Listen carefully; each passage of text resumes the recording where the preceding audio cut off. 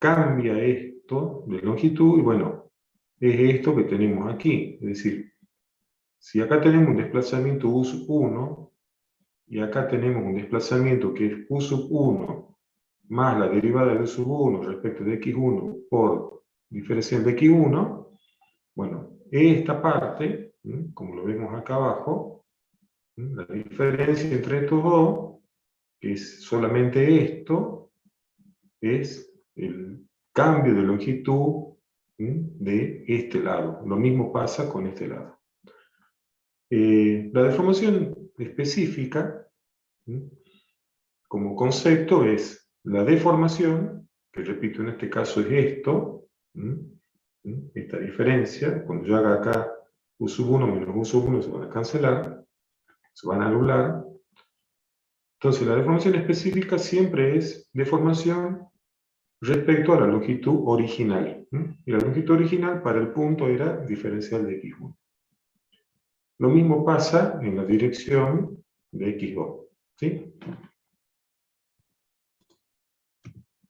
Bueno, ahora, en cuanto a las deformaciones de cambio de forma, fíjense, bueno, acá las tenemos. Al cambiar la forma, ¿sí? Lo que varía es el ángulo, es decir, el ángulo de los lados del punto, que era un ángulo recto, pasa a ser, en este caso, un ángulo menor, acá un ángulo mayor.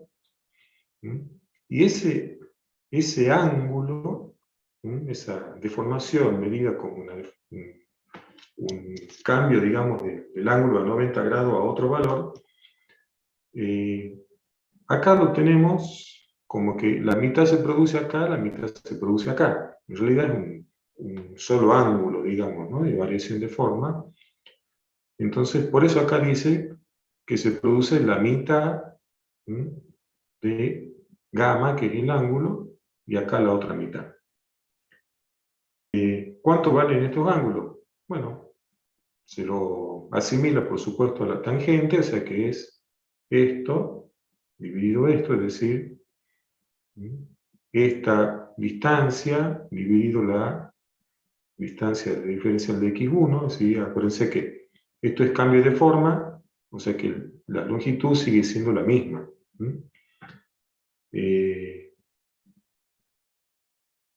Cada ángulo de estos, entonces va a resultar como tenemos acá, y la notación que se utiliza también, que utiliza la doctora, y está en el libro, que han escrito la doctora con el doctor Oyer, es también llamarle epsilon, así como con las tensiones. Ustedes han visto que para los recursantes, sobre todo antes, hablábamos de una letra o una nomenclatura para la tensión normal y otra para la tangencial. Lo mismo para las deformaciones. Bueno, acá se trabaja también con los subíndices, ¿no? Entonces esta epsilon, que para nosotros antes era siempre una deformación longitudinal, bueno, ahora no es epsilon, es deformación específica, y si el subíndice es distinto, es porque es una deformación de cambio de forma, una distorsión. Y si los subíndices son iguales, como vimos en la diapositiva anterior, es longitudinal. Bueno, con esto podemos, ¿no? Digamos, se puede escribir, ¿no?, todas estas deformaciones como, en forma tensorial, como un tensor de tensiones. Es decir, las epsilon 1, 1, 2, 2, 3, 3 son las longitudinales. Estas son las de angular o de distorsión. Y se puede escribir de esta manera, como todas como epsilon, cambiando el subíndice, o estas otras, como vimos recién, con el ángulo gamma dividido 2 cada una. De acá, bueno, tenemos esta notación, es decir, esto se puede separar de esta manera. Esto, creo que ya hasta acá vieron con la doctora. Sí, quedamos en esta, Filmina. Quedaban acá, ¿no es cierto? Bueno, entonces, continuemos. Vamos a definir la deformación volumétrica, ¿sí?, en función de las deformaciones específicas. Es decir, la deformación volumétrica es el cambio de volumen, es lo que estamos viendo acá.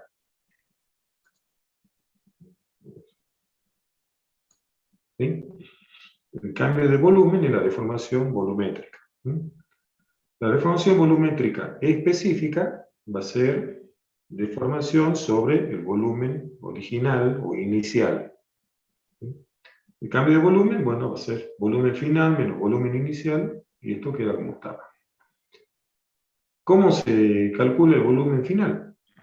Bueno, es el producto de las tres dimensiones del punto, una vez que se ha producido ese cambio de volumen, ¿sí? Entonces, esto que vemos acá, epsilon 1 por diferencial de x1, ¿qué era? Esto era el cambio de la dimensión diferencial de x1. ¿Sí? Este era el u sub 1. Lo mismo la dirección 2, la dirección 3. Trabajando un poco con esto, es decir, sacando el factor común, acá diferencial de x1, diferencial de x2, se llega a esta expresión que tenemos acá, donde esto se simplifica, y si se lo sigue trabajando y despreciando los infinitesimos de orden superior, es decir, cuando cualquier elemento ¿Eh? diferencial que ya esté elevado al cuadrado o al cubo, lo que fuera, si lo despreciamos, nos queda simplemente que la deformación específica, repito que era el cambio de volumen sobre volumen, se puede obtener simplemente como la sumatoria de las tres deformaciones específicas longitudinales, ¿no? Acuérdense que epsilon 1,1 es deformación específica, la dirección 1, esta en la 2, esta en la 3. ¿Sí?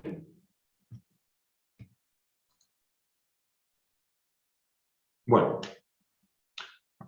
pasamos ahora a hablar de lo que se llama la ecuación constitutiva, es decir, veníamos hablando de relaciones entre tensiones, entre deformaciones y deformaciones específicas, ¿no es cierto? Ahora, ¿cómo son las relaciones entre deformaciones específicas y tensiones, o entre tensiones y deformaciones específicas?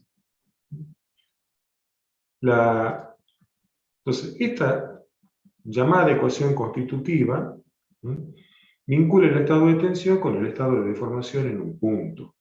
Por eso, se llama constitutiva porque tiene que ver con el material, ¿no? Es decir, cómo van a resultar las tensiones en un punto de acuerdo a las deformaciones que se produzcan, o al revés, de acuerdo a las tensiones que se le apliquen a un punto, cómo van a ser las deformaciones específicas. Y eso depende del material, ¿sí? La ecuación, o como dice acá, ecuación o ley constitutiva más simple es la conocida como ley de Hooke, que directamente nos da una relación lineal, lineal y elástica, es decir, una proporción directa. Nosotros vamos a trabajar con este tipo de materiales, salvo algo de comportamiento fuera de la elasticidad o en el campo inelástico, pero en general vamos a trabajar con este tipo de materiales que cumplen con la ley de Hooke, y en general las estructuras, en todos los casos, se trabajan dentro de este campo, o al menos suponiendo que los materiales cumplen con esto. Primero, bueno, la ley de Hooke relacionaba fuerzas con deformaciones. Es decir, simplemente decía que la fuerza es directamente proporcional a la deformación, y esa proporcionalidad llamada K es lo que llamaríamos rigidez. Entonces, ¿qué le significa para ustedes la palabra rigidez? Si algo es muy rígido o poco rígido, ¿qué les dicen? Que no se deforma o que no se deforma mucho. Exactamente. Entonces, fíjense, si yo despejo la rigidez, es relación entre fuerza y deformación, donde es fuerza dividido deformación, o sea que es justamente eso. Yo puedo pensarla como que si la rigidez es grande, ¿no? Yo para producir cierta deformación tengo que aplicar una fuerza grande. O al revés, si yo aplico una fuerza dada, y si es muy rígido, significa que la deformación va a ser muy chiquitita. ¿Está bien? O sea, grande lo de arriba y chiquito lo de abajo, esa es la rigidez. Bueno, ahora, dice acá que esta expresión no es objetiva, porque depende no solamente de los parámetros mecánicos, o sea, del material en sí, sino de parámetros geométricos, o sea, de la geometría. Por eso es que luego se la trabaja o se la define esta ley de Hooke como relación, ahora no entre fuerza y desplazamiento, sino entre tensión y deformación unitaria o específica, y la tensión es también fuerza sobre unidad de superficie, ¿no es cierto? Entonces esto es como, para independizarnos de la geometría, trabajamos con tensiones que serían como fuerza unitaria o fuerza específica o por unidad de superficie, y en vez de trabajar con deformaciones específicas. Y ya esa relación E, ese llamado módulo de elasticidad lineal, si estamos trabajando con tensiones normales, sigma, ese módulo de elasticidad también se lo conoce como el módulo de Young. Young se escribe como joven. ¿Qué quiere decir con esto? Ustedes imagínense por qué en la rigidez interviene absolutamente también la geometría. Imagínense que tomen no sé, una barra de acero de esta longitud, de acero común para hacer hormigón armado, de, no sé, 12, 16, 12 milímetros de diámetro. Ustedes pretenden deformar esto, y acá ojo que estamos hablando de conceptos, ¿no? O sea que esto vale, la deformación y fuerza, vale para flexión, para tracción, para torsión, para todo, ¿no? Supongamos que yo quiera doblar una barra de acero, me va a resultar demasiado rígida, ¿no? No voy a tener fuerza en las manos, digamos, para deformarla menos apreciablemente. Ahora, si yo, en vez de un pedacito de barra, tomo una barra completa de 12 metros de largo, bueno, la apoyo en una punta, y como tiene 12 metros de largo, la voy a poder deformar con la fuerza de mi mano. ¿Está bien? ¿Por qué? Porque la geometría cambió, el mismo acero, pero cambiando la geometría, cambia totalmente la rigidez. Por eso es que se trabaja, ¿no?, con esta otra ley de Hooke, ¿sí?, donde ya este valor E, esta relación ya entre tensión y deformación específica, al estar independizada de la geometría, va a depender exclusivamente del material. ¿Sí? Bueno, entonces, si yo, por ejemplo, ¿no?, tomo una muestra, una barra, un pedazo de barra, y le hago un ensayo simple, le hago tracción, esto tiene un área A, una longitud L, y si yo grafico, y este es un material que cumple con esta ley de Hooke, bueno, las deformaciones y las fuerzas van a ser directamente proporcionales, o sea que la gráfica va a ser una recta. Y K, acuérdense que dijimos que la rigidez K era esa constante de proporcionalidad, Bueno, en el gráfico sería la pendiente de la recta, o sea, fíjense que K sería F sobre U. O sea que la tangente de este ángulo, que también nosotros le llamamos la pendiente de la recta. ¿Sí?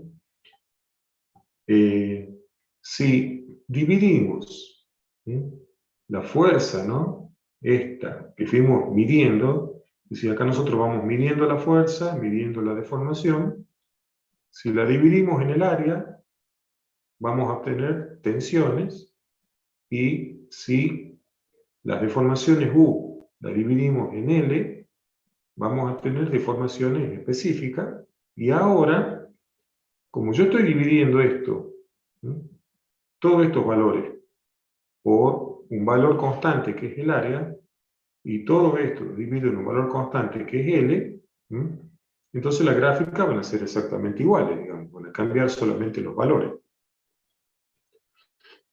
Y en estas unidades o en estos valores, cuando yo obtenga la pendiente de la recta, lo que voy a tener es ahora no la rigidez K de la barra o de la probeta, sino que voy a obtener el módulo de elasticidad del material. ¿Por qué? Porque si yo cambio el área, ¿sí?, y cambio la longitud, esto me va a cambiar, es decir, me voy a tener que aplicar distintas fuerzas, voy a tener distintos desplazamientos, pero si es el mismo material, cuando yo divida en el área distinta de otra probeta o de otra barra, y divida en la longitud distinta de esa otra, este gráfico me tiene que dar los mismos valores. ¿Sí? ¿Está bien? Por eso es que ya esta relación pasa a ser propia del material. ¿Está claro? Ahora, hay que observar acá una cosa. Si yo estoy diciendo, ¿no?, que se producen, ¿sí?,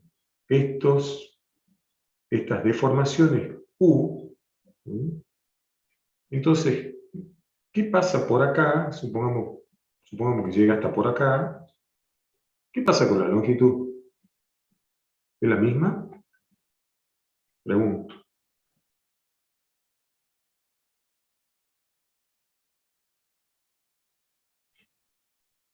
¿Es la misma longitud? Y no. La longitud es L más U, digamos, ¿no? Pero bueno, estos ya son, digamos, a veces se les llama maneras de trabajar en ingeniería porque hablamos de pequeñas deformaciones, ¿no? O sea, tampoco el valor U es demasiado grande respecto a L, ¿no?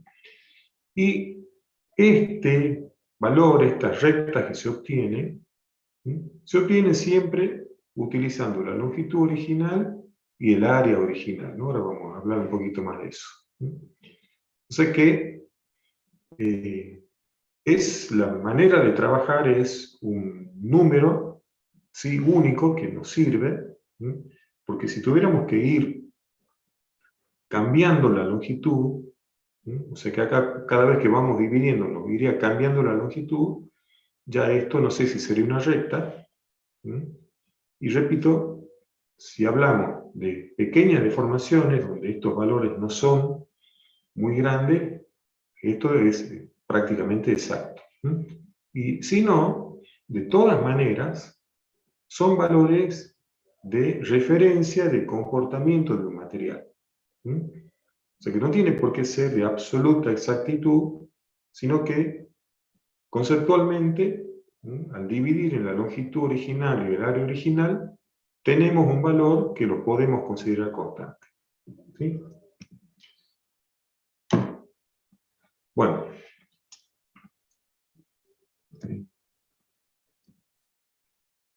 Ahora, resulta que los materiales, los sólidos,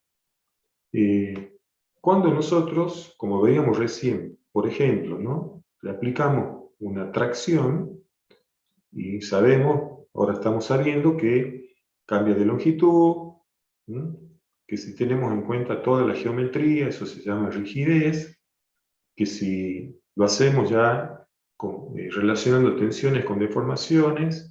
Esa relación entre tensión y deformaciones es ese valor constante llamado E, o módulo de elasticidad longitudinal. Hasta ahí todo eso quedó claro, ¿no? Pero, ¿qué pasa? Que los sólidos, ¿no? Los materiales que nosotros usamos, a su vez tienen una deformación transversal. Es decir, como se ve acá, si yo a la pieza original, que es esta, le aplico tracción, la pieza se va a alargar, va a aumentar su longitud, pero la sección va a tener una deformación, pues se llama transversal al eje o transversal al esfuerzo, en todo caso. Va a tener una deformación que tiene una relación con esta, porque yo no estoy aplicando ninguna fuerza que me esté achicando la sección, sino que simplemente se achica la sección porque se está alargando la longitud. Y si fuera al revés, si yo comprimo, si acorto, la sección se va a agrandar. Bueno, eso se llama efecto Poisson. Y resulta que si yo hago una relación entre la deformación específica longitudinal y la transversal, ¿está bien? Es decir, acá tenemos la epsilon 3,3, o sea, en la dirección del eje X3, es esta que está acá abajo. Si yo divido lo que se deforma en la dirección del eje X1, pero como deformación específica también, ¿no? La divido en la deformación específica en la dirección de X3, obtengo un valor, y si divido la deformación específica en la otra dirección, también dividido la deformación específica en la dirección de X3, esos cocientes me dan un único valor, que es el llamado módulo de Poisson. ¿Sí? Entonces, podemos decir que las deformaciones específicas, pues, yo hago mucho hincapié en que son específicas, ¿no? Fíjense, si realmente es una pieza rectangular, que yo tengo una deformación específica en una dirección y en la otra, no significa que la deformación transversal va a ser la misma, ¿no?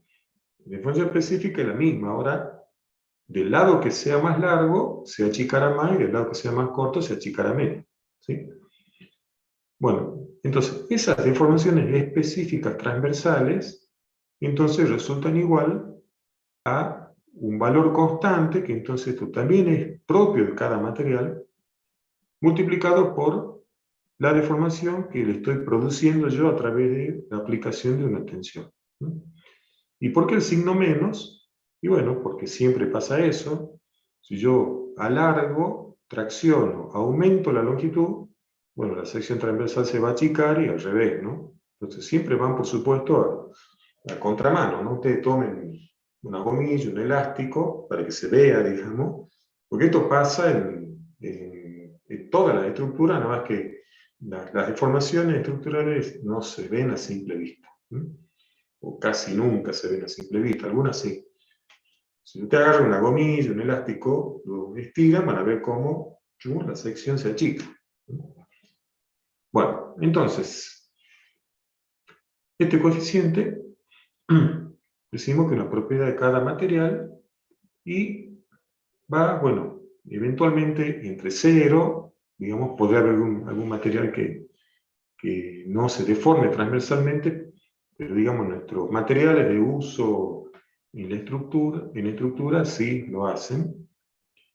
Y como máximo 0,5, pero dice menor que 0,5. O sea, no puede ser igual a 0,5.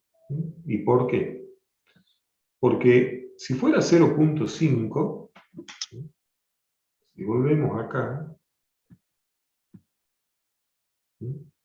fíjense, si yo aplico una deformación, ¿no? Y resulta que, como supongamos yo aplique solamente una tensión en una sola dirección y obtenga una deformación específica, y las otras dos serían las transversales debido al efecto Poisson. Entonces fíjense que si las transversales fueran cada uno 0,5 y de signo contrario, ¿qué pasaría con la deformación volumétrica? Me daría 0, que es lo que dice acá. Es decir, si la deformación específica volumétrica me da 0, ¿qué significa? Que el cambio de volumen ha sido 0.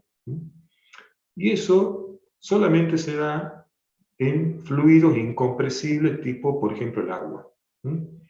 O sea que en los sólidos, ¿sí? Nosotros acá estamos trabajando con sólidos, ¿no? Ya van a ver la mecánica del fluido, ¿no? Que es la hidráulica. Nosotros estamos con mecánica de los sólidos, entonces nunca puede ocurrir que el cambio de volumen, ¿sí?, total sea 0. ¿Sí? ¿Está bien? Así que, de todas maneras, esto se obtiene tanto el módulo de elasticidad, ¿sí?, como el coeficiente de Poisson se obtienen de manera experimental, ¿no? Digamos, para cada material. Pero bueno, nunca podría dar 0,5 el módulo de Poisson. Bueno, vimos recién, ¿no?, que las deformaciones por distorsión, las deformaciones de cambio de forma, se miden, o digamos, quedan determinadas por el valor de este ángulo que hemos llamado gamma.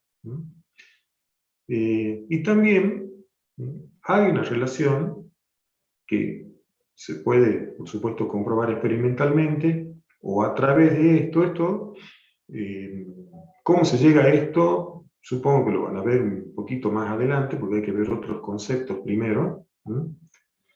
Pero ahí también existe un módulo de elasticidad, ¿sí?, llamado módulo de elasticidad transversal o módulo de elasticidad de corte, que me dice que también hay una relación directa, ¿no?, o sea, directamente proporcional, entre las deformaciones por cambio de forma o distorsiones específicas y las tensiones tangenciales.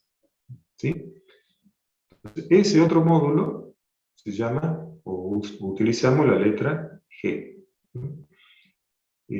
Repito esto, después ya lo veremos más adelante, pero cada material tiene su propio módulo de elasticidad, su propio coeficiente de Poisson, y de acá, bueno, obviamente va a tener su propio módulo de elasticidad transversal. Así que al E, a veces solamente le decimos módulo de elasticidad, pero bueno, la forma correcta es decirle módulo de elasticidad longitudinal, porque habla de los cambios de longitud, ¿sí? No cambio de forma, sino los cambios de longitud que derivan en cambios volumétricos. ¿Sí? Bueno, ¿vamos bien hasta acá? Bueno, pasemos entonces, o a partir de esto, mejor dicho, se puede ahora generalizar la ley de Hooke. Es decir, si yo parto de esta ley de Hooke, donde yo decía que las tensiones y la deformación específica son directamente proporcionales, bueno, pero resulta que ahora sabemos que se producen deformaciones transversales por el efecto Poisson. Entonces, si yo aplico una única tensión, por ejemplo, en la dirección del eje X1, o sea, una sigma 1, 1, esto sale directamente de la ley de Hooke. Esto es lo que vimos recién. Pero en las otras dos direcciones se van a producir estas deformaciones específicas por el efecto Poisson, que van a ser simplemente que eran menos el módulo de Poisson por la deformación epsilon 1, 1. Y si yo reemplazo la deformación epsilon por lo que es la tensión sigma 1, 1 dividido el módulo E, llego a esta expresión. sea que yo aplico, en conclusión, esta tensión en la dirección x1, y en función de esa tensión y del módulo de elasticidad, repito, propiedad del material, del coeficiente de Poisson, propiedad del material, puedo conocer, o estas son las deformaciones específicas que se producen en las tres direcciones. ¿Sí? Bueno, ¿qué hacemos con esto? ¿O a qué llegamos con esto? Bueno, que la deformación, por ejemplo, en la dirección 1, en la dirección x1, va a ser la debida a la tensión en esa dirección, la tensión sigma 1,1, y si en general también aplico tensiones en la dirección x2 y x3, o sea, sigma 2,2, sigma 3,3, bueno, la deformación en la dirección 1 va a ser la longitudinal de su tensión o de la tensión en su dirección menos la transversal que producen las otras dos. Y así en cada dirección. ¿Sí?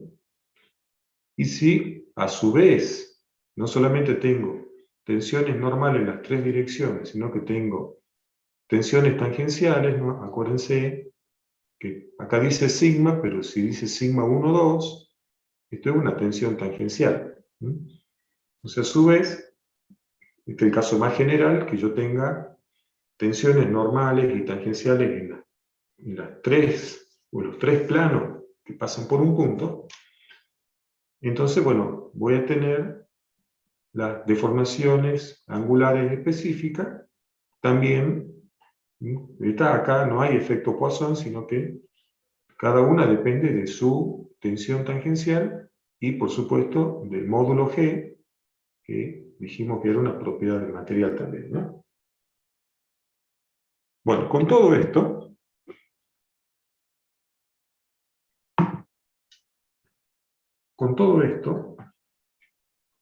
nosotros podemos escribir, ¿no?, los tensores de tensión y de deformación de esta manera, es decir, yo acá tengo, fíjense que era esto, ¿no? Es como sacar acá como un denominador el módulo E, ¿sí? Entonces, estas son las deformaciones longitudinales. Acá vamos a tener, también nos queda dividiendo G, las deformaciones angulares específicas, y acá tenemos todas las tensiones, es decir, todas las deformaciones las podemos obtener, digamos, en este producto matricial entre las tensiones, y esto, que fíjense que ¿qué tengo acá? Tengo módulo de elasticidad, coeficiente de Poisson y módulo de elasticidad transversal, o sea que estas son todas las propiedades del material. ¿Está bien?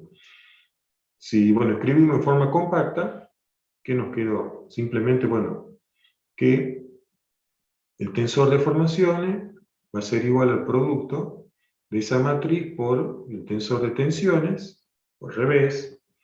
El tensor tensiones es el producto de esa matriz por el tensor de formaciones. Entonces, esta C, esta matriz, pasa a llamarse constitutiva. Acuérdense que estamos hablando justamente, ¿no?, de las leyes constitutivas, es decir, partimos de lo más simple que era, bueno, la ley de Hooke, donde decíamos, hay una relación entre, primero entre fuerza y desplazamiento, de ahí pasamos a tensión, deformación, y hasta que llegamos acá, donde tenemos, digamos, un caso más general de tener tensiones y por consiguiente deformaciones en las tres direcciones, tanto como cambio de volumen como de cambio de forma. Entonces, bueno, ¿de qué depende esta matriz?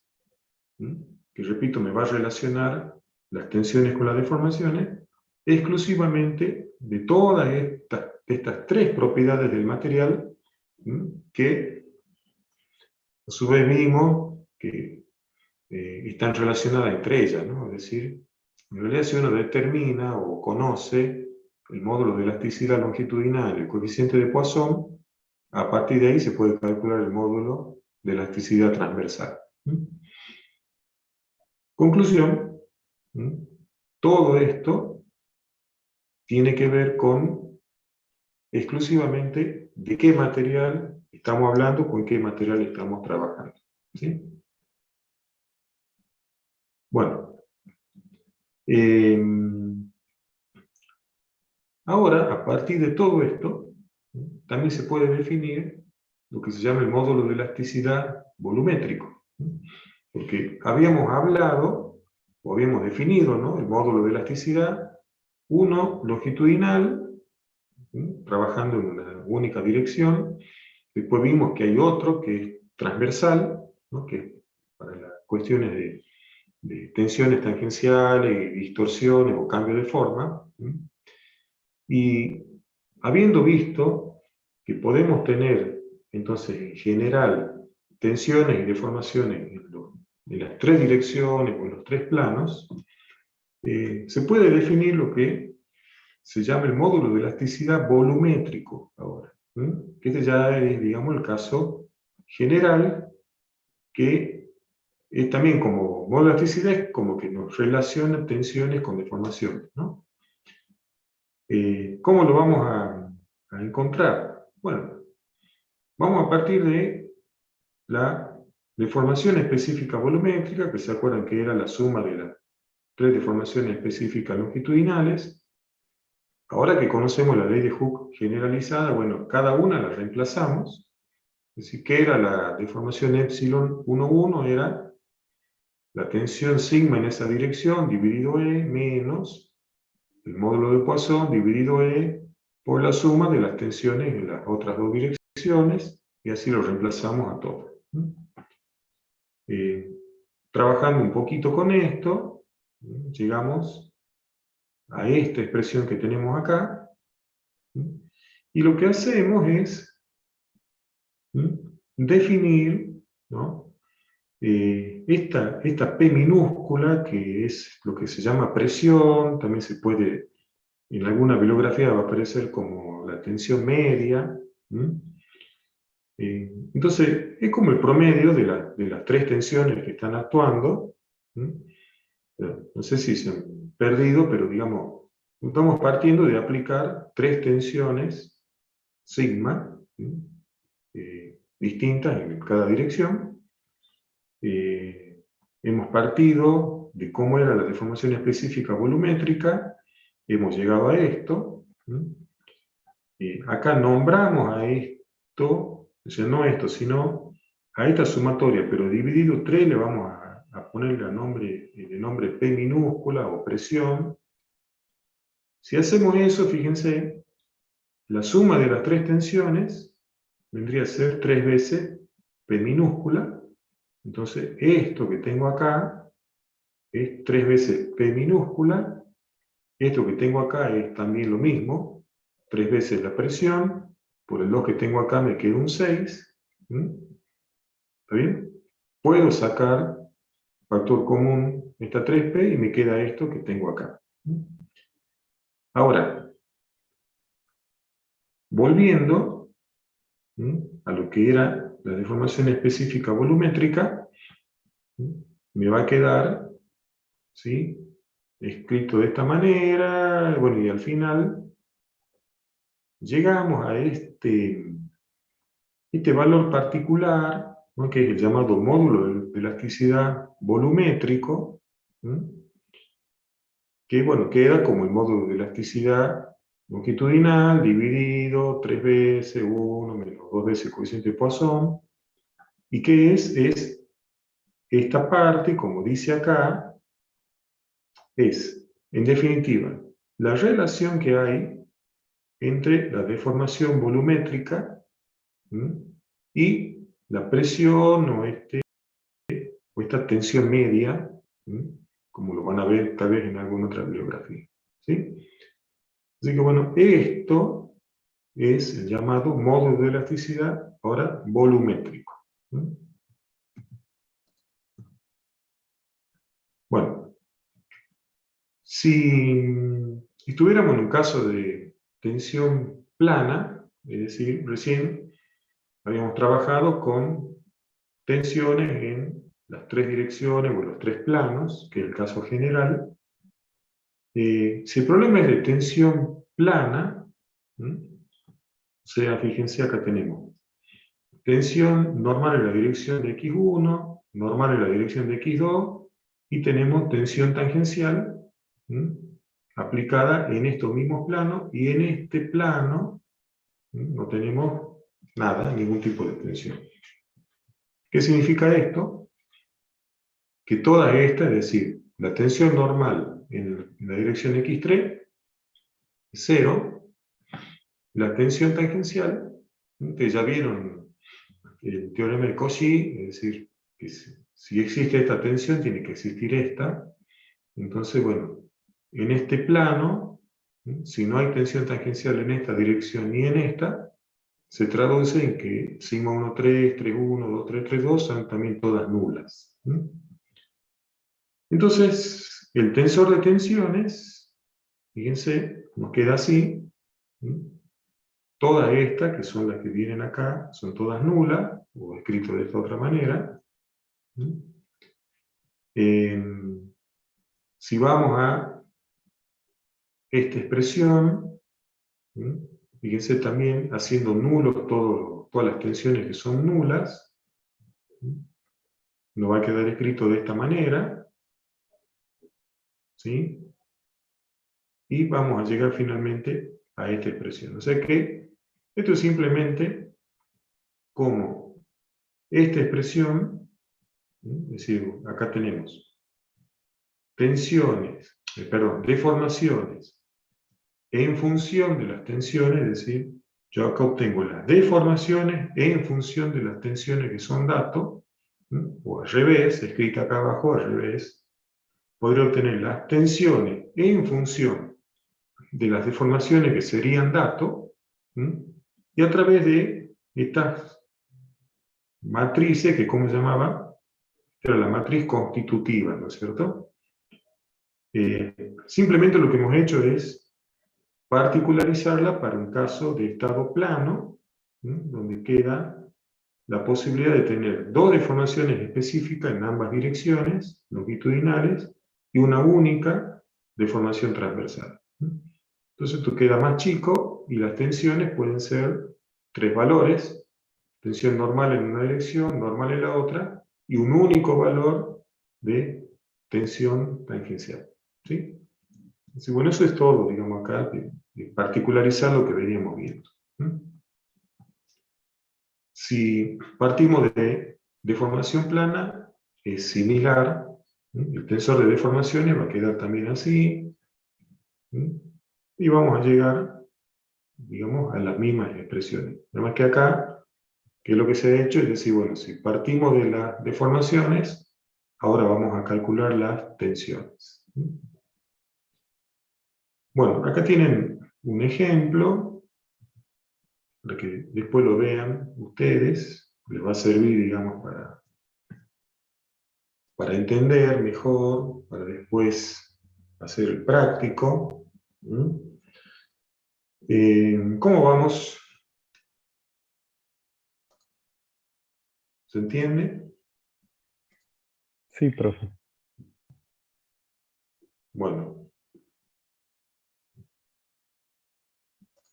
Bueno, después me explican si lo he entendido bien entonces.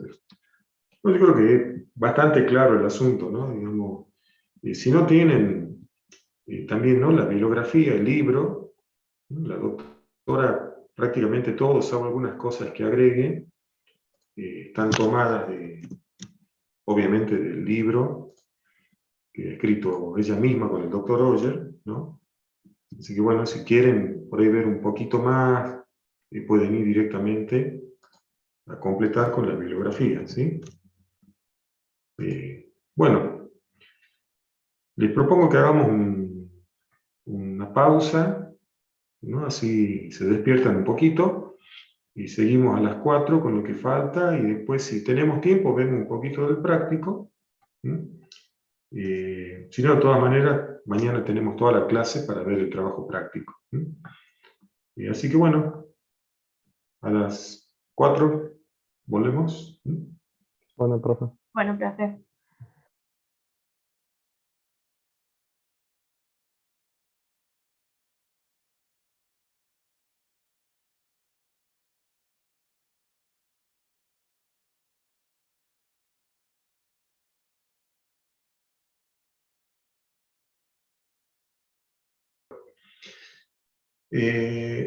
Todo esto que veníamos hablando, y ya un poco les dije, que este módulo de elasticidad longitudinal, este coeficiente de Poisson, y de ahí el módulo de elasticidad transversal, y toda una serie de cosas propias del material que vamos a pasar a llamarle propiedades mecánicas, se obtienen de manera experimental haciendo ensayos, no hay otra forma.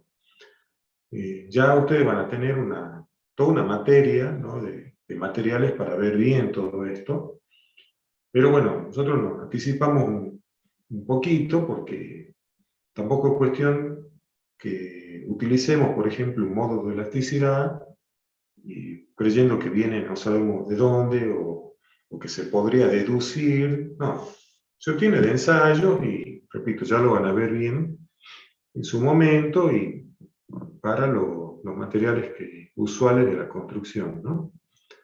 Nosotros vamos a hablar un poquito más en general y vamos a por ahí trabajar bastante más con acero, ¿no?, que es por ahí el material que responde mejor se adapta a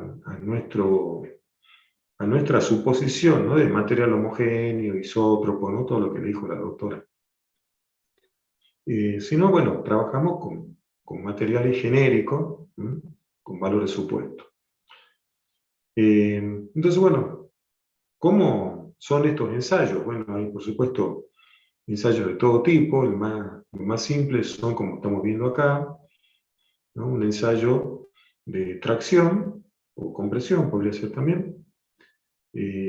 Acá en este caso está dibujada una probeta ensayada a tracción que tiene, ustedes ven como una, digamos, como que acá es más grande la probeta, que tiene toda una transición, porque bueno, de alguna manera hay que aplicar acá la fuerza, ¿no?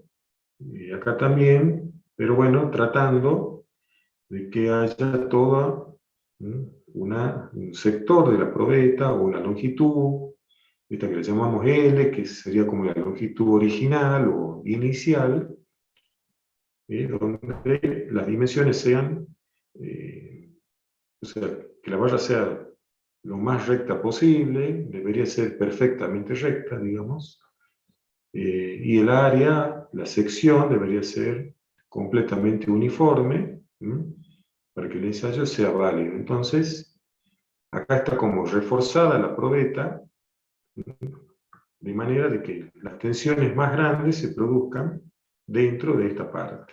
¿Sí? Bueno, entonces, tenemos la tensión. ¿Cómo la vamos a calcular? Como el valor de la fuerza que vamos aplicando. ¿Han visto?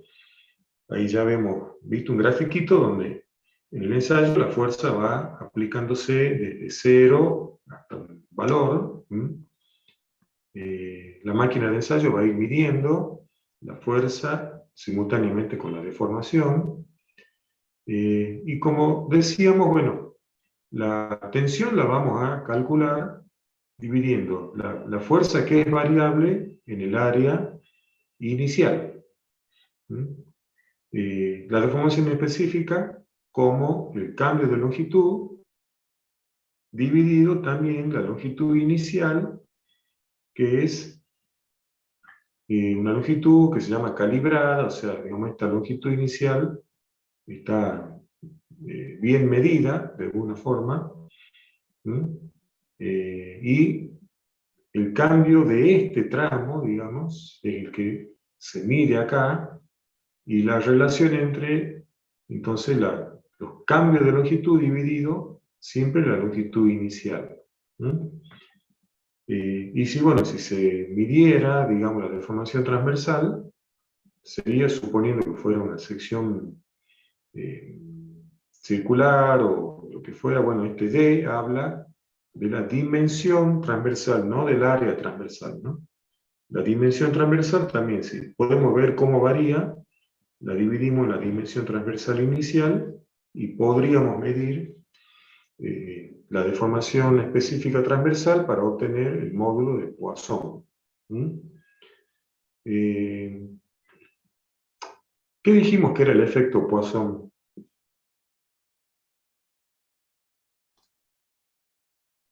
Era Relacionado a la... ¿Qué era el efecto Poisson? Que cuando cambiaba, por ejemplo, en una probeta como la que estamos viendo, si cambio la longitud, porque la estoy traccionando, ¿no? Hay una deformación específica positiva, porque la tracciono. ¿Qué pasaba con la deformación transversal? Era siempre el del signo contrario, o sea que se achica. ¿Qué pasa entonces con el área? Repito, si es tracción, la longitud va a ir creciendo y el área va a ir achicándose. Aclarando que, por más que eso lo podamos medir, la tensión se calcula como la fuerza dividido el área inicial, es decir, antes de aplicar ninguna fuerza, y la deformación específica también es deformación dividido longitud inicial. ¿Sí? Bueno. Entonces, un diagrama típico para el acero es algo así como el que tenemos acá. ¿Qué pasa? ¿Qué es lo que nosotros medimos? Medimos, repito, la fuerza que aplicamos a la probeta, la deformación que tiene y eventualmente la deformación también transversal. ¿Qué obtenemos con esto? Bueno, la fuerza simplemente la dividimos en el área inicial, tenemos la tensión, la deformación la dividimos en la longitud inicial y tenemos la deformación específica longitudinal y lo mismo podríamos tener la transversal.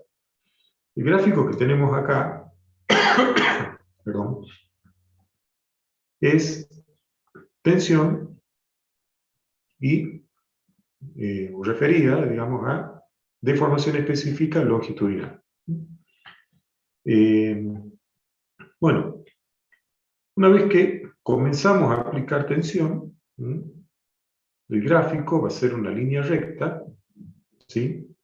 Que lo que habíamos visto hasta ahora, decíamos que se cumplía con la ley de Hooke, que había una relación directa entre tensiones y deformaciones específicas, que esa relación era la pendiente de esta recta, y eso era lo que llamábamos módulo de elasticidad longitudinal o módulo de Young. ¿Sí? Bueno, resulta que eso tiene un límite, es decir, yo empiezo a estirar, traccionar esta probeta, la probeta se estira, va con ese comportamiento elástico, hasta un cierto valor, que es el que llamamos la tensión de proporcionalidad. ¿Por qué? Porque, bueno, justamente hay un cumplimiento de la ley de Hooke, y es proporcional la relación entre tensiones y deformaciones. A partir de ahí, deja de ser una recta gráfico, y llegamos a lo que se conoce como el límite elástico o la tensión sigma E o tensión elástica también se puede llamar. Y a partir de ahí todavía se va la curva achatando un poco más, es decir, fíjense, mientras más chata es la curva, significa que con menor crecimiento de las tensiones las deformaciones se van agrandando. Y viene un periodo acá, o una etapa, fíjense, donde crece la deformación, desde C hasta D la deformación crece, y la tensión se mantiene constante. Eso es lo que se llama el periodo de fluencia del acero, ¿sí? Y ese valor de tensión es un valor particular que se llama justamente tensión de fluencia. Pues se llama fluencia porque fluye, yo cuando llegué a aplicar esa tensión, fluye el acero, es decir, la probeta se alarga con la misma tensión, ¿sí? Hasta que termine ese alargamiento, ese periodo de fluencia, a partir del cual, para poder seguir aumentando la deformación, tengo que volver a aumentar la fuerza, por consiguiente la tensión. Y eso es lo que viene a partir de acá, es decir, yo acá puedo seguir ahora aumentando la tensión hasta un valor ya máximo, máximo, que está acá, ¿sí? Esta tensión sigma sub R de rotura, donde la curva, bueno, es más plana, pero puedo seguir aumentando. Y después, ¿sí? Sigo, y llego ya a la máxima deformación donde ya en este punto la probeta se ha separado en dos, ¿sí? Ya se ha cortado. Y acá fíjense, bueno, está la probeta, acá ya está más larga, ¿no? Bastante más larga. Y acá, ¿qué es lo que está pasando?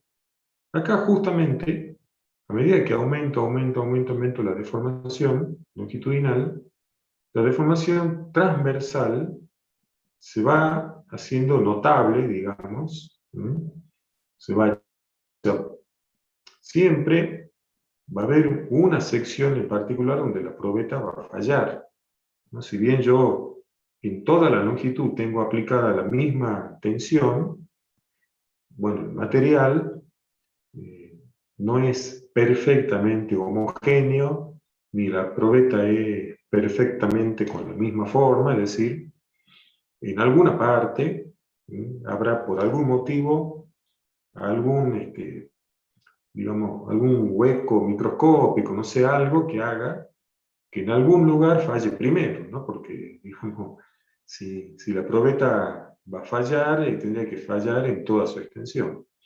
Pero bueno, hay algún lugar que por algún motivo va a ser un poquitito más débil que todo el resto, ¿sí? Y por acá vamos allá como que a ver a simple vista que se está produciendo, ¿no? Esa deformación transversal, porque la longitudinal es tan grande, ¿no? En el acero, no en el comportamiento elástico, ¿no?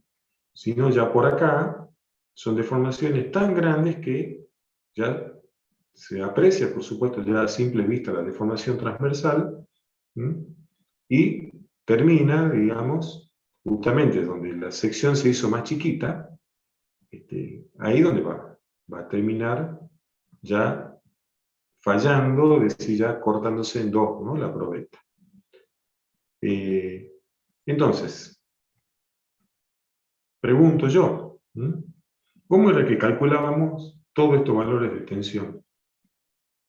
¿Cómo pasábamos de la fuerza que me mide la máquina de ensayo a la tensión que estoy graficando acá?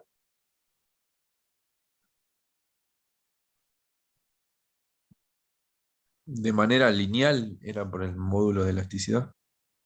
No, no, entre fuerza y tensión. ¿Qué dijimos? Yo la fuerza la dividía en el Por área el área. inercial. ¿En qué área? En el área que tiene la probeta antes de comenzar con el ensayo, ¿no es cierto? Entonces, si yo veo por acá, el área es ya bastante más chica, ¿sí? Entonces, ¿cuánto vale la tensión por acá? ¿Será realmente este valor?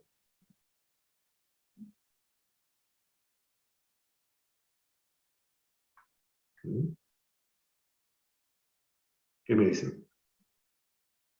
Por aquí, o sea, en las tensiones más altas, donde el área está chiquitita ya, digamos, bastante más chica, ¿esto sigue cerca de la realidad o ya no?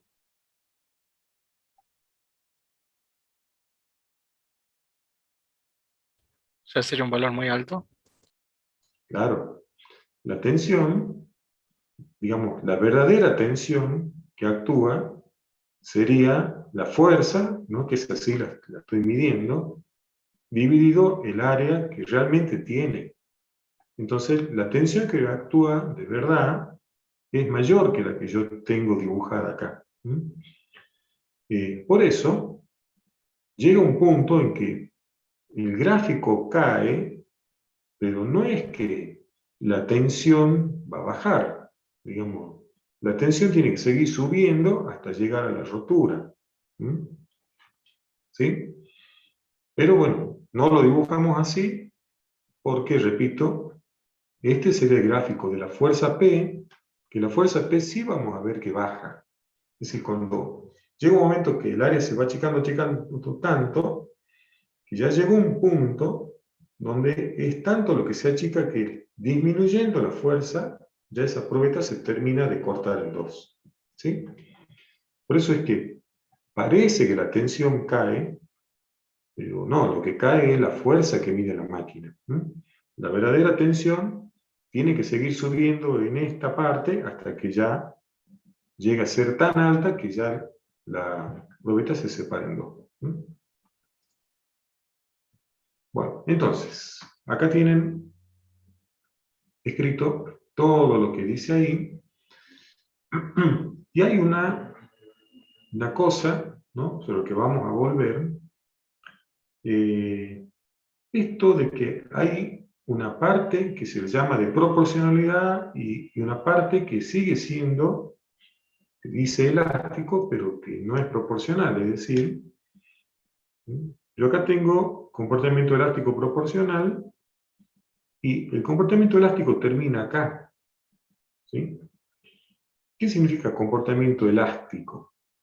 Significa que si yo quitara la fuerza a la probeta, o sea, si estoy por acá y hago que la tensión vuelva a cero, la deformación también vuelve a cero. Eso significa comportamiento elástico, ¿no? Yo deformo dentro del comportamiento elástico. Cuando quito la fuerza, la deformación vuelve a ser cero. ¿Sí? ¿Qué pasa? Que dentro de ese comportamiento elástico, que repito, se define como que toda la deformación se recupera o vuelve a ser nula si yo hago la tensión nula. No quedan lo que se llaman deformaciones permanentes, que eso ya es comportamiento plástico. Entonces, ¿qué es comportamiento plástico? Significa que yo deformé y cuando quito la fuerza, la barra no queda como estaba antes, sino que queda con una deformación permanente. Eso significa plástico, ¿no? Un plástico es algo que yo le cambio la forma, o el tamaño, o el volumen, digamos, y queda así, ¿no? ¿Está bien? Un elástico es algo que yo lo puedo deformar y cuando lo suelto, quedó como estaba antes. Bueno, dentro de esa capacidad, digamos, de recuperar la forma, de ese comportamiento elástico, hay una parte que es casi toda, ¿no?, con comportamiento proporcional, y hay acá un pedacito donde ya no se cumple con la ley de Hooke, ¿sí?, donde ya no hay una proporción, una relación directa entre tensiones y deformaciones, o sea que esto ya no es una recta, pero si yo llegara hasta el punto B, ¿no?, y quitara las tensiones, la deformación va a volver a cero. ¿Está bien? Ahora, pasando ese punto, entro en lo que se llama el campo anelástico o plástico, donde ya, si yo quito la tensión, o sea, quito la fuerza en la probeta, la deformación que queda ya es permanente. Y acá tienen esta flechita. ¿Qué significa? Significa que si yo, bueno, supongamos que haya llegado hasta la tensión de fluencia, voy quitando, digamos, ahora la fuerza, resulta que la deformación se va a recuperar siguiendo este camino, es decir, yo voy a volver a una deformación permanente que va a ser esta. ¿Y cuánto vale esta? Y bueno, si yo hago una paralela, ¿no?, a la recta inicial, desde el punto que llegue, que puede ser acá, que puede ser acá, donde fuera, es decir, yo podría, por ejemplo, llegar hasta por acá, y si quito, también hago, digamos, como una paralela a esto, y quedaría con una deformación permanente más grande. ¿Sí? Ahora, ¿por qué está dibujado como de ida y vuelta? ¿Qué significa esto? Que si yo me voy hasta acá, ¿sí?, quito, entonces la recuperación es paralela, ¿no?, a la parte esta elástica proporcional, me queda una deformación permanente, repito, o me voy hasta allá, lo mismo, me voy a quedar con una deformación permanente más grande, por supuesto, pero una característica que tiene el acero es que si a mí se me ocurre a esta probeta que yo le hice llegar hasta acá y me quedó ya deformada, no me quedó inservible, digamos, ¿no? Si yo le empiezo a aplicar de nuevo fuerza, o sea, digamos, fuerza a la probeta, o sea, le aplico tensión al material de nuevo, por eso está la flecha, el material ahora se va a comportar de esta manera y resulta que va a tener un comportamiento elástico proporcional hasta una tensión mayor. Es más, si me voy hasta por acá, y después quito, me va a dar una probeta así deformada, obviamente, pero que va a tener un comportamiento elástico proporcional mucho más alto. O sea que la he mejorado, digamos, ¿no? Esto es lo que se llama un mejoramiento mecánico del acero, que si uno el acero lo hace pasar la tensión de fluencia, ¿no?, después me queda un acero que puedo utilizarlo con tensiones más grandes, o sea, me queda un acero mejor porque ya no tiene más el escalón de fluencia. Yo después puedo ahora cargar y descargar, digamos, de aproximadamente va a ir y va a volver por acá. O sea que de mi comportamiento elástico proporcional que estaba por acá abajo, me puedo ir a un elástico proporcional mucho más alto. Y me conviene mucho más, por supuesto. ¿Sí? Bueno, esto es lo que tienen ahí. Eso es lo que dice acá a veces el tramo de endurecimiento. Bueno, después esto les queda para que lo relean todo, no vamos a leer todo de nuevo. Ese achicamiento de la sección es lo que se llama estricción. Entonces, lo que decíamos, ¿no?, cuando ya la sección se achica grande, como que se estrangula, eso se llama la estricción. ¿Sí? Entonces, la máxima tensión que se mide es lo que se llama la tensión de rotura. ¿Sí? La máxima que medimos. Después, repito, es como que aparentemente baja la tensión, no es que baja, sino que se está achicando mucho el área, y termina rompiéndose la probeta, pero ¿qué es lo que nos interesa a nosotros? ¿Cuál es la máxima tensión que le hemos aplicado hasta que ya a partir de ahí se produce ya la rotura? Bueno, acá dice bien clarito, yo le estoy hablando del acero, pero bueno, esto es una típica curva de los materiales dúctiles, por eso dice acero o cobre. Lo que pasa es que en estructura no usamos cobre, digamos, se usará para hacer cables, ¿no? Así que bueno, para nosotros de los materiales estructurales es el acero. Pero sí, bueno, esto es para los materiales dúctiles, ¿no? ¿Y qué es un material dúctil?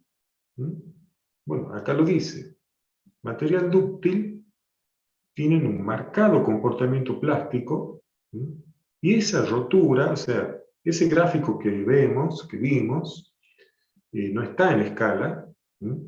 En el práctico, ustedes iban a trabajar a escala, ¿no? Para que vean, digamos que la magnitud de lo que es ese comportamiento plástico comparado con el elástico, digamos, las deformaciones plásticas son muchísimo más grandes que las deformaciones elásticas, y eso es lo que caracteriza a un material dúctil. O sea, que tiene un periodo o una etapa, digamos, de comportamiento plástico muy grande, con una gran deformación, antes de efectivamente llegar a que partirla en 2 o 3 pedazos a la probeta.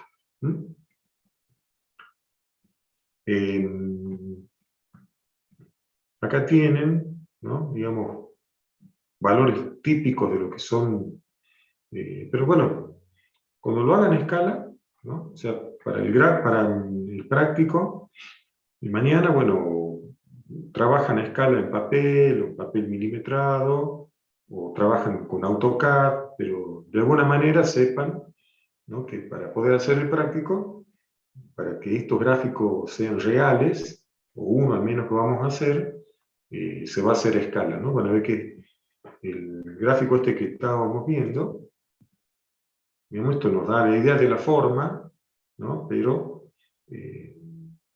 la deformación que tenemos acá en el comportamiento elástico es muchísimo menor que la que tenemos en el comportamiento plástico, ¿no? Al menos en el acero. Bueno, eso es entonces un material dúctil, un material que tiene una gran deformación. Es más, para nosotros, ya para que lo vayan sabiendo, lo que consideramos para el acero tensión de rotura, o llamémosle de falla, porque acá vimos que la que vamos a llamar de rotura es esa máxima que se pudo medir en el ensayo, pero nosotros vamos a considerar la tensión de fluencia, ¿no? Como la tensión de falla del acero. Ustedes dirán, pero ¿por qué si pasando la fluencia todavía le queda margen, digamos, de aplicar tensión, ¿no es cierto? Bueno, la cuestión es que la deformación que ocurre en esa fluencia es tan grande, ¿sí?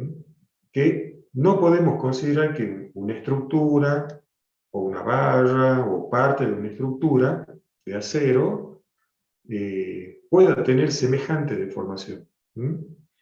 Entonces, vamos a trabajar con comportamiento elástico proporcional, o sea que trabajaríamos hasta el límite de proporcionalidad, ¿sí? Pero de todas maneras, como falla, ya como último estado, como estado límite que se llama, y en todos los reglamentos es la tensión de fluencia, porque ya da una deformación totalmente inadmisible para cualquier tipo de estructura, ¿sí? Bueno, eso es un material dúctil. Entonces, uno dice, esta estructura de acero ha fallado, o sea, deja de cumplir la función para la cual fue diseñada, y porque, ¿qué pasó? Bueno, se deformó excesivamente. En cambio, otro tipo de material, ahora volvemos al grafiquito anterior, como los frágiles. ¿Cuáles son frágiles? El hormigón, el ladrillo, la piedra, el vidrio. Los materiales frágiles ya no tienen prácticamente comportamiento plástico, muy poquito, es decir, tienen un comportamiento elástico, proporcional también, y muy rápidamente, digamos, llegan a la rotura. Si ustedes no van a ver un muro de piedra doblado, deformado como un acero, ¿no es cierto? O sea, lo van a ver, y si ha fallado es porque está partido en dos, está caído al suelo, desarmado, ¿no? o la más posterior, ustedes no la van a ver deformada, la van a ver fisurada. Es decir, el material frágil no tiene prácticamente, o comparado con los dúctiles, comportamiento plástico. ¿Está bien? Eso es la gran diferencia entre una falla de un material frágil con una falla de un material dúctil. Otra cosa que, como dice acá, los materiales frágiles, que no tienen entonces esa fluencia y ese comportamiento plástico, se define, digamos, ¿no? como límite de fluencia, ¿no? Como tensión límite de uso, una cosa así, a, como ven acá, a un valor de tensión, para el cual, si yo quito la carga, la deformación permanente es del 0,2% o 2 por 1000. Eso es cuando no tenemos, como en el acero, que claramente aparece ese escalón, se llama porque en el gráfico queda como un escalón, o ese periodo de fluencia, ¿no? Cuando no está marcado, ya sea también incluso para algunos materiales dúctiles,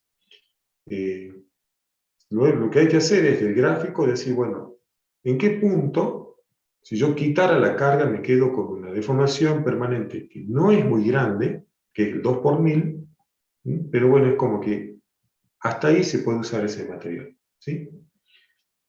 Bueno, acá dice lo que les decía recién, estos materiales rompen con poca deformación, bruscamente, entonces esto es más peligroso, menos deseable, digamos, para una estructura, ¿no? O sea, si una estructura falla, pero porque quedó muy deformada, o porque se van viendo las deformaciones, es mucho menos peligroso a que repentinamente la estructura falle por completo, de forma frágil.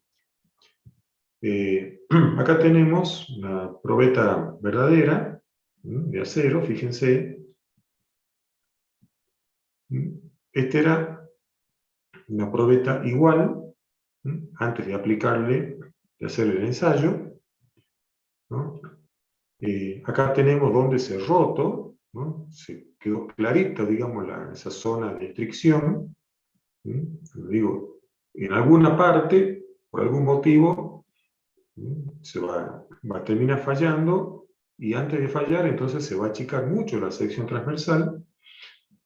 Y fíjense la magnitud de la deformación, es decir, ¿no? Para lo que era la probeta, cómo quedó alargada, ¿no? Esto llévenlo a un tinglado, a un edificio de estructura metálica, imagínense el tamaño de la deformación, que por supuesto es inadmisible, ¿no? Y esta se produce prácticamente casi toda en la fluencia. Después un poco más, sí, pero acá vemos que el acero, digamos, cuando llega a la fluencia, dentro de una estructura ya no va más, ¿no? Bueno, leamos un poquito acá. Bueno, no es de todo riguroso calificar un material como dúctil o frágil, ya que también depende de las condiciones de carga. Un acero dúctil, o sea, cuando es dúctil con cargas normales, digamos, en casos normales, puede volverse frágil a bajas temperaturas o alta velocidad de carga. El hierro fundido, el vidrio, pueden ser dúctiles con alta temperatura, justo al revés. Y otra cosa que pasa con los materiales frágiles, que la resistencia a tracción o a compresión puede ser muy distinta. Por ejemplo, nuestro típico caso y nuestro material más usual de estructura, que es el hormigón. Bueno, la mayoría de las rocas, de las piedras, el hormigón se considera una piedra artificial, así que es lo mismo, digamos. Entonces el hormigón es frágil, y además la resistencia a tracción, ¿no? Este es un gráfico para hormigón, La resistencia de tracción es muy bajita, ¿sí?, comparada con la resistencia que tiene la compresión. ¿Sí? Más o menos, ¿sí?, 10 veces menos, o hasta menos también, pero bueno, supongamos. O sea que utilizar hormigón sometido a tracción es cuanto menos, digamos, antieconómico, ¿sí?, porque resiste, supongamos, un 10% de lo que resiste a compresión. El acero es lo mismo, ¿no? Tracción y compresión da exactamente lo mismo. Después vamos a ver la cuestión del pandeo, que es otra cosa, eso ya no es una cuestión de resistencia, sino de equilibrio ya, ¿no? Bueno, esto es lo que le decía, el acero tiene un comportamiento parecido, igual, se considera en tracción y compresión, pieza poco esbelta para que no tengamos problemas de pandeo. Entonces, bueno, la parte de arriba son tensiones de tracción, es decir, bueno, tracción para arriba, compresión para abajo. Y el acero, bueno, tracción y compresión es similar, se considera el mismo comportamiento.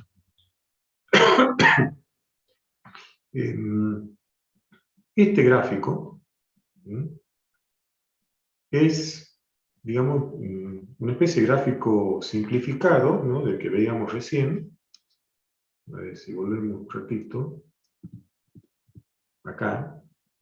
El gráfico, dijimos, tiene un comportamiento elástico proporcional, un comportamiento elástico que ya no es proporcional, una parte de fluencia que empieza curva, después se hace recta, y después tiene otro crecimiento hasta la tensión de rotura, y después hasta la tensión última, donde, digamos, ya se produce la separación de la probeta, ¿no?, en dos partes.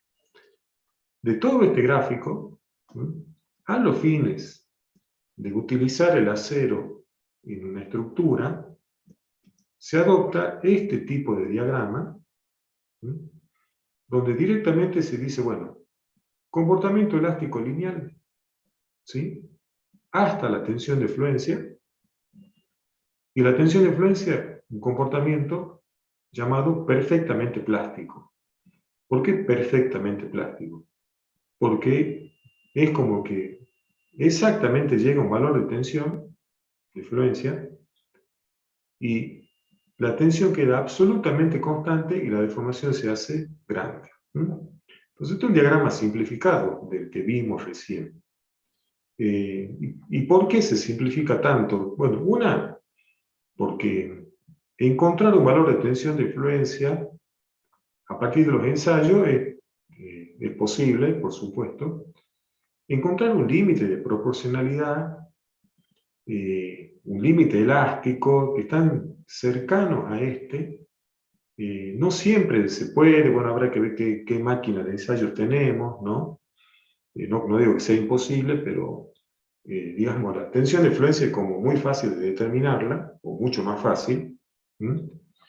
Y ahora vamos a entender un poco por qué es que se simplifica y se dice, bueno, vamos a tomar comportamiento elástico lineal, proporcional, hasta la tensión de fluencia, y de ahí la tensión de fluencia directamente como constante.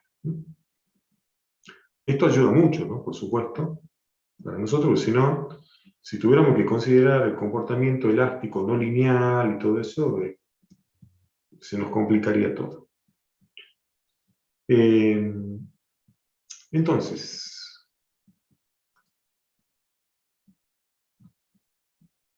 vayamos y pues estos son conceptos importantes sobre los cuales vamos a volver.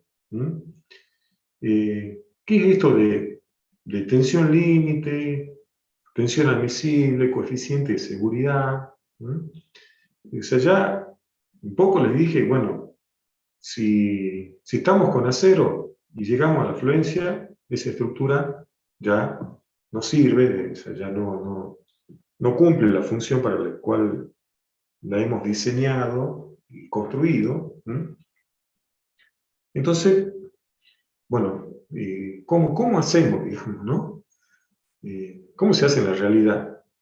Bueno, como esto de agotar la resistencia, digamos, ¿no? De una estructura, o de, que sea de un punto de la estructura, tiene que ver obviamente con la seguridad. ¿Y cómo se maneja? Bueno, se maneja a través de coeficientes de seguridad. O sea que a la seguridad hay que ponerle número. ¿Quién pone el número?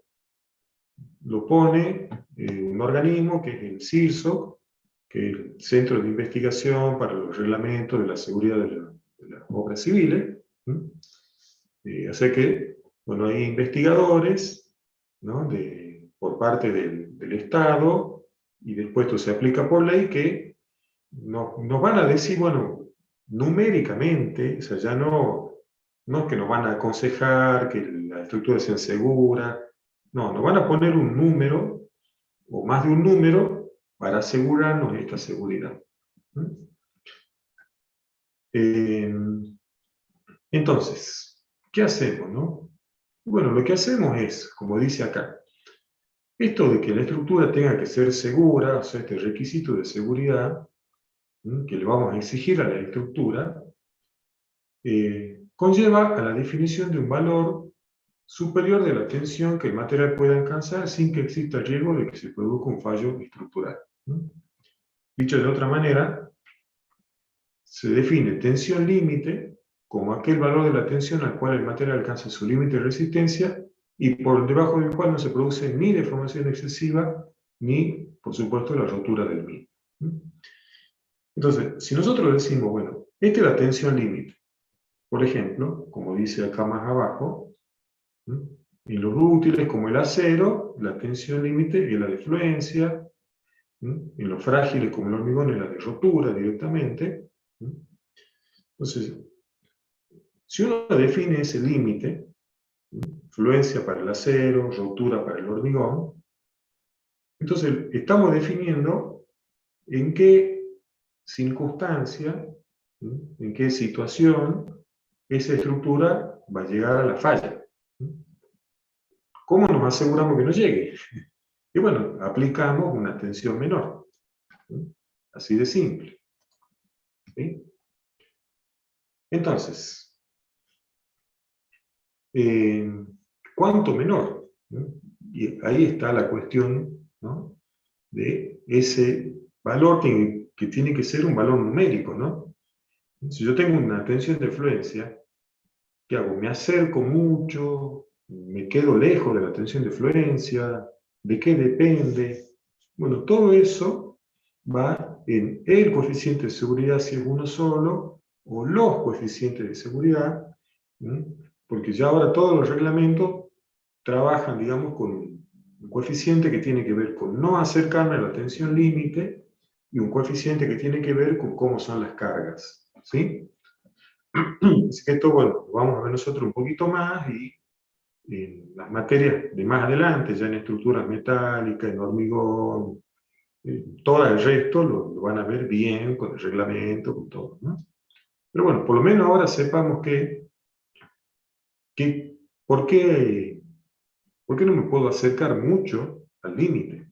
O sea, mientras yo más me acercara al límite, más barata sería mi estructura, ¿no es cierto? Bueno, pero hay incertidumbres, ¿sí? Es decir, cosas que incertidumbre significa que no las tenemos con exactitud. Por ejemplo, la calidad y homogeneidad del material, la dispersión de los ensayos, o sea, no crean que si ensayan dos probetas le va a dar el mismo resultado, ¿no? Se supone que hace toda una estadística, la adecuación de esto a las condiciones reales de servicio, fenómeno de influencia y relajación, digamos, hay una fluencia lenta en el hormigón, por ejemplo, degradación debida a causas físicas o químicas, efectos cíclicos, dinámicos, fatiga y un montón de cosas. En cuanto a las acciones, también, por ejemplo, los efectos climáticos, ambiental, efecto sísmico, son estimaciones, ¿no? Es decir, acá nosotros estamos en zona sísmica, pero bueno, nadie sabe exactamente cuándo va a ser el próximo sismo importante, cuánto va a durar, ni cómo va a ser, ni exactamente no. Entonces, bueno, hay que tomar un margen de seguridad razonable. ¿Mm? Y después, en cuanto al mismo método de cálculo, hay hipótesis simplificativa. ¿Mm? Sí, tampoco los cálculos de estructura son exactamente exactos, digamos, ¿no? O absolutamente exactos. ¿Mm? Entonces tenemos, digamos, en cuanto a la verdadera resistencia del material, siempre hay algo que no es exacto, ¿Mm? O sea, ya sea por los ensayos, porque bueno, yo ensayé 150 probetas, pero bueno, en la barra de acero que voy a poner en mi estructura, bueno, no es ninguna de las que ensayé, ¿está bien? El fabricante me garantizará que es igual, pero bueno, no es lo que yo ensayé. Se supone que es lo mismo, pero bueno, alguna incertidumbre tengo que considerar. Y respecto a las acciones, como les digo, hay algunas que son más certeras, ¿no? Como las cargas, los pesos propios, etcétera, etcétera. Y hay otras que son, bueno, valores estimados, valores estadísticos. Y en todas las simplificaciones que hacemos para poder calcular, también hay algo de incertidumbre. ¿Mm? Después, bueno, cómo construyen. ¿Mm? El hormigón que colocan en la estructura es el mismo que se usó para hacer los ensayos de probetas, digamos, con el mismo control de calidad, con el mismo árido, con todo lo mismo. Bueno, ahí también hay estadísticas, hay controles, pero exacto igual no va a ser. ¿Mm? Y después, bueno, la cuestión ya de conservación y mantenimiento. ¿Mm? Entonces, ¿qué vamos a hacer nosotros? Y repito esto, hasta que lleguen a las materias de los niveles superiores, donde este tema lo van a ver ya bien en detalle, con el reglamento que esté vigente en ese momento, ¿no? Porque por ahí los reglamentos en cuanto a la seguridad pueden ir cambiando, van cambiando en realidad. ¿Mm? Entonces nosotros, para no complicarles mucho la vida ahora, vamos a tomar la manera más simple, ¿Mm?, de considerar la seguridad, que es con un único coeficiente de seguridad. ¿Sí? ¿Y cómo lo vamos a usar? Este coeficiente de seguridad es mayor que 1, obviamente. ¿Sí? Excepcionalmente igual, bueno, puede haber alguna excepción, pero digamos, este va a ser un valor mayor que 1, que repito, como nosotros no queremos meternos en temas que van a ver después bien, este coeficiente nosotros le daremos un valor, el que se nos ocurra. ¿Sí? Y lo que hacemos simplemente es decir, bueno, a ver, ¿cuál es la tensión límite? Bueno, si es acero será la fluencia, si es hormigón será de rotura, o para los distintos materiales que usemos pondremos una tensión límite, o inventaremos un material con una cierta tensión límite cualquiera, ¿sí? Y con el hecho de dividirlo, ¿sí?, en un número mayor que 1, ¿sí?, eso va a hacer que las tensiones que apliquemos estén por debajo de la tensión límite, que repito, ¿qué significa límite? Límite de seguridad de la estructura. ¿Sí? Es a donde no tenemos que llegar. O sea, es un límite, pero al que no hay que llegar, menos sobrepasar, ¿no? Por supuesto. ¿Y nosotros qué vamos a hacer entonces? Bueno, vamos a definir, ¿sí?, a esa tensión ahora menor, ¿sí?, que la que produce la falla, le vamos a llamar admisible. Vamos a decir, bueno, yo voy a admitir, por ejemplo, que para el acero la tensión de fluencia la divido en 1,4 y listo, entonces yo admito aplicar esa tensión. ¿Sí? Y me aseguro de que no va a fallar. ¿Sí? Bueno, mañana vamos a ver el práctico. No sé si les quedó alguna duda, alguna consulta de esto. ¿Mm? Todas estas cosas vamos a volver en toda la materia, ¿no? Vamos a ir volviendo sobre esto, vamos a ir usando. Pero bueno, Espero que ya les hayan quedado por lo menos los primeros conceptos. Muy, muy importante, repito, para de acá hasta que tengan el título y empiecen algunos a calcular estructuras, ¿no? Estos conceptos son los básicos para todo tipo de material, todo tipo de estructura, todo tipo de carga, para todo. ¿Alguna pregunta? Sí, profe. Sí. Cuando usted presentó la deformación volumétrica, ahí solamente se utiliza deformaciones longitudinales, ¿verdad? Porque no veo que se utilice o se plantee las transversales. Claro, lo que pasa es ¿Qué se que debe eso? un poquito antes, ¿no? Acordate que dijimos que toda deformación se descompone, pues la deformación sí es una sola, ¿no? Digamos. Pero conviene trabajarla como una deformación con cambio de volumen que no cambia la forma, que esas son las deformaciones longitudinales, y otra deformación que era de cambio de forma con volumen constante. Entonces, cuando cambia volumen, son por las deformaciones longitudinales, ¿sí? Y las deformaciones transversales, las que vienen por las tensiones tangenciales, deforman, pero no cambian el volumen. Por eso. Bien. ¿Está? Sí.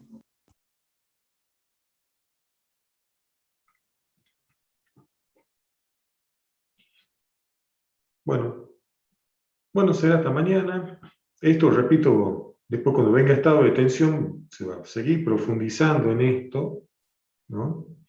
Y preocúpense de entender bien todo esto, estado de tensión, porque, repito, es la base para todo lo que viene de esta materia hasta la última de la parte de estructuras, ¿no?